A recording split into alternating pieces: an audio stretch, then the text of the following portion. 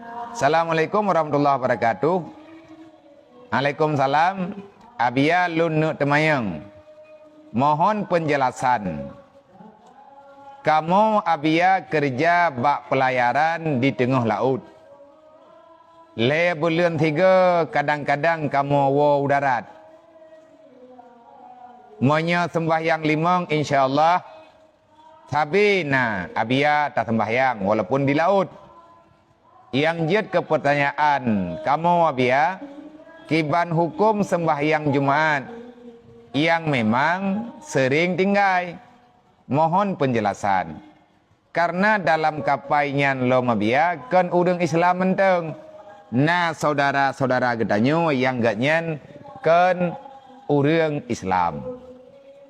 Alhamdulillah, pertanyaan yang sangat bagus bagi orang yang tidak kehilangan akal sehat. Ada bak tengah laut, ada bak tengah gunung, mentang tingat tu untuk ingat ke Allah yang po nikmat, yang po kehidupan yang kagak beri ke gedanyo hamba.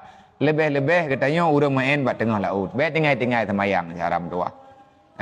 Nengi yang syara gedanyo ipa bak tengah laut, mentang tingat ke pagi sembahyang Jumat yang kata tinggal ataupun pagi sembahyang gedanyo yang bak tengah laut. Alhamdulillah, terima kasih banyak. Karena sembahyang merupakan kekuatan besar untuk menyelesaikan masalah. Tidak masalah. Hana rayu masalah. Hana rayu punani kesempitan yang tanyo rasakan dalam dunianya. Selama kita masih tahu arah kiblat, selama kita masih ingat tentang sholat 5 waktu, sesempit apapun hidupmu, yakinkanlah Allah masih menyediakan kunci untuk keluar.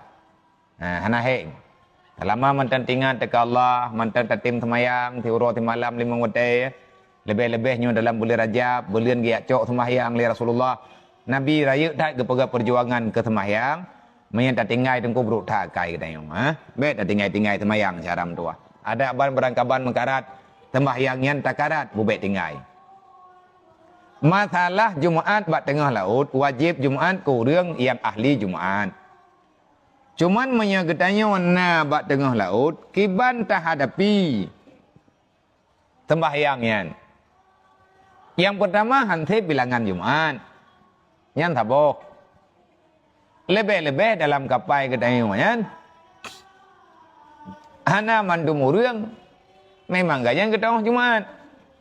Lagi pertanyaannya tidak orang yang hana sama agama ke? Nyan Jumaat nyan dengku tak semayang ke lehu.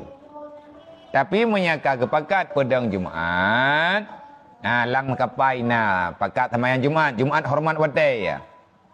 Nyan hansah ke Jumaat, getanyo tetap payah tak semayang lehu. Karena getanyo kan orang yang mustautin. Artinya kan orang yang hidup senantiasa sepanjang masa di tengah lautan.